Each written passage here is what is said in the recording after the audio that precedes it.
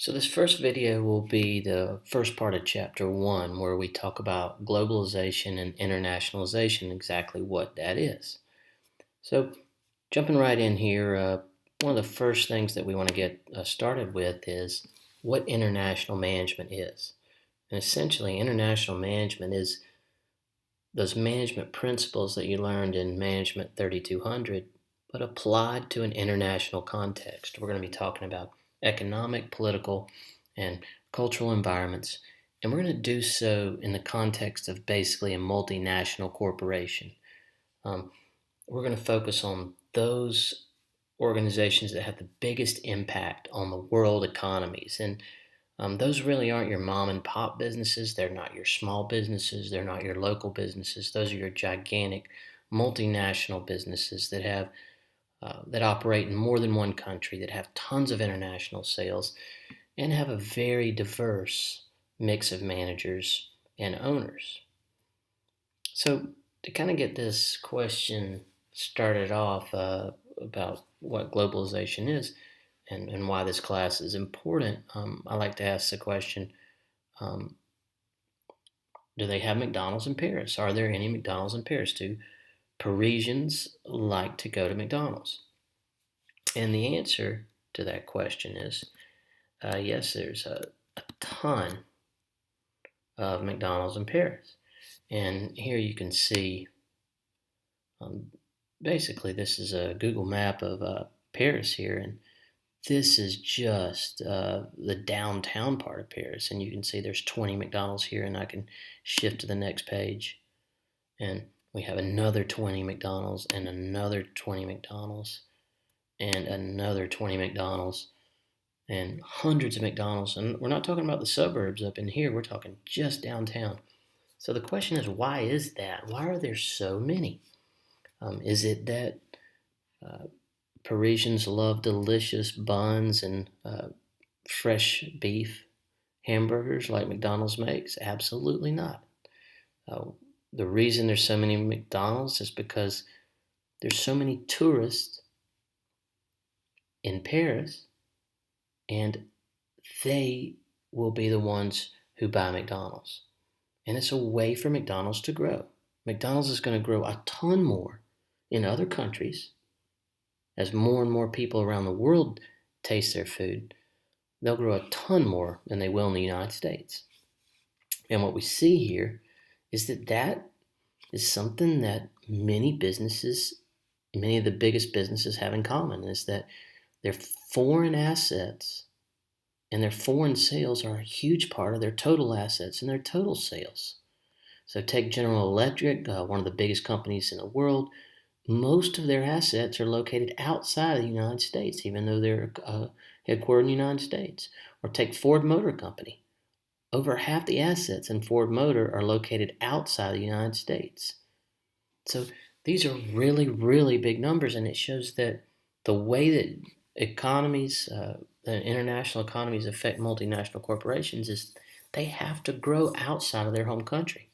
So you can take developing countries like China or Mexico or Malaysia or Singapore, and you see even in the case of China, most of the assets of China's biggest companies are located outside of China.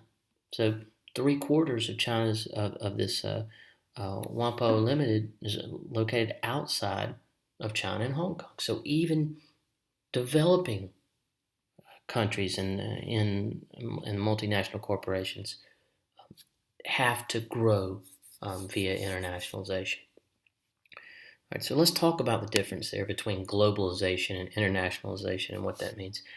I remember I was at a LSU Tiger football game not too long ago, and somebody called a timeout, and they started playing some music, and this song started playing.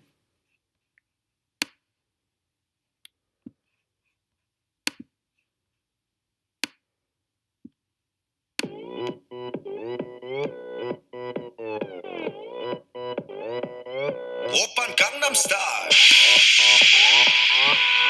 Gangnam Style. And I thought, wow, This is not the Macarena. This is not, uh, you know, music, Livin' La Vida Loca. This isn't music in Spanish. We have a large Spanish contingent in the United States. This is Korean music, Korean rap being played at a LSU game. And it sort of brings home the point of what globalization is. It's the process of integration that extends beyond just economies. It's social, it's cultural, it's technological. Um, and that is what the heart of globalization is. Now, internationalization is the business part of that and how businesses are crossing borders. So we're going to move back and forth between globalization and internationalization in this course, but I want you to know that. So when we talk about globalization, one of the things that we're really facing answers to is what are some of the positives and negatives, and what has this globalization brought us? And it's brought us some good things, but it's also brought us some things that aren't so great. So I'm going to get into those real quick. One of those benefits of globalization is that we've been able to extend wealth into other countries, including our own, but in other countries that didn't have wealth in the past. China, a lot of developing economies. Jobs have grown all over the world. Technology has grown at a crazy pace, and that we have much lower prices on things than we ever had before. In fact, many things, like if you go to your local Walmart, many things cost less nowadays than they did 20 years ago. Things like microwaves, or even things like a hammer, or almost any kind of textile thing that you can buy. And that's all because of globalization. But there's also been a lot of criticisms of globalization, and we're going to talk about that in this class. And it's basically we've lost a lot of our jobs in this country, especially a lot of the manufacturing jobs. And we've also had huge trade deficits where countries can produce things much cheaper than we can, and then we trade with them, and they can charge us a much larger price for it because we don't make it ourselves anymore. And this is something that we're going to have to talk about. And also, one of the things that's happened is that wage growth has slowed quite a bit in this country. When you look at middle class workers and blue collar workers, the income that they make really hasn't gone up a lot in the past few decades. So these are sort of the pros and cons that we're going to get into in this class. We're going to talk about global trade agreements. These have become big issues. We know that a NAFTA deal was just redone. NAFTA is a American and Mexican and a Canadian deal, and the European Union we're going to get into with our exercise this week, and what the World Trade Organization does, and how tariffs can be added to countries or taken away. We'll get into that a little bit later, but these are just agreements and regional agreements that I want you guys to know. And one of the things I also want to point out here is that the landscape in the international economic scene has really changed a lot. And one of the reasons that the economic landscape changes is because not all countries are like the United States. Not all countries want to trade. And in fact, it was just 150 years ago that Japan, one of the largest economies in the world right now, did not accept outsiders. They didn't even let people come into the country. They certainly didn't have merchants. They didn't have people that traded. And America really wanted to trade with Japan. And so we asked them, will you trade with us? And they said, absolutely not. We don't want any outsiders. We don't want to trade with you. And this is a country that makes a lot of things, and it's a very rich country filled with a lot of human capital. They just didn't want to trade with us, and so we asked them a few different times, and they said no. So how do you get a country to trade with you when you don't want to? Well, here's how important trade is to the United States. What we did was we brought over our military, and we set it up right outside Tokyo Bay, and we said, okay, if you don't trade with us, then we'll attack you. And so very quickly, uh, Japanese said, okay, we'll trade with you. But we had to open up these borders to be able to trade with Japan. So this idea of trade is not something that everybody is used to, and is something that we have to think about in this class, that not everybody likes capitalism, not everybody likes democracy, not everybody wants to trade and sees trade as being good. So um, those sort of things are really changing the economic landscape. Now, if you want to look at GDPs, we were just talking about Japan. See, Japan has the number 2 ranked GDP. Right now they're around number 3, with China being number 2. But Japan, China, United States, Germany, those are your biggest GDPs.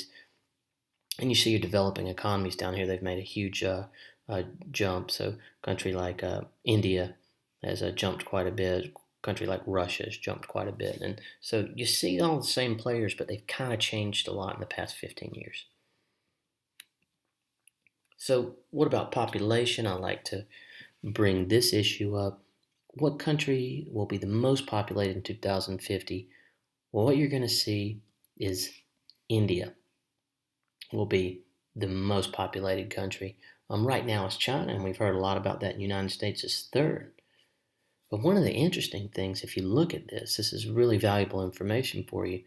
If you look at the most populated countries in the world, India, China, Pakistan, Indonesia, and Bangladesh, what do you see? What are those? Basically, you have 5 of the top 7 most populated countries in the world. It's not just that they're all in one region, they're basically all in this one little spot on the globe. So 3/4 of the people in the world will all live basically in the southeastern part of Asia in 30 years. It has a lot of implications for you guys and things that you want to be thinking about and where the kind of center of the world is going to be headed in the next 30 years.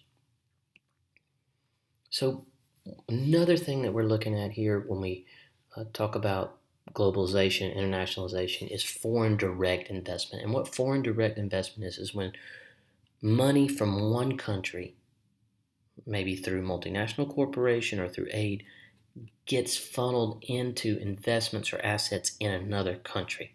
So basically, you're an American company and you invest in another country or another company in another country. And this foreign direct investment is mostly coming from your most developed economies, but it is how globalization is expanding so much, is how it's growing so much. And in most cases, just like the McDonald's example, that is outpacing domestic growth. So how many McDonald's that we're going to see grow outside the United States is going to be a lot more than what we'll see inside the United States.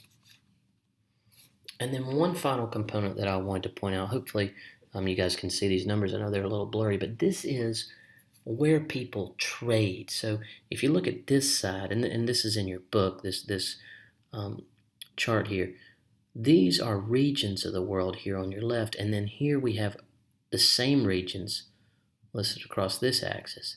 And basically you just connect the two to see what region trades with what region. And if you were to say, okay, what region does North America trade the most with? And you were to look at all these different regions, what you would see as well, North America trades the most with North America. Or you were to ask, who does Europe trade the most with?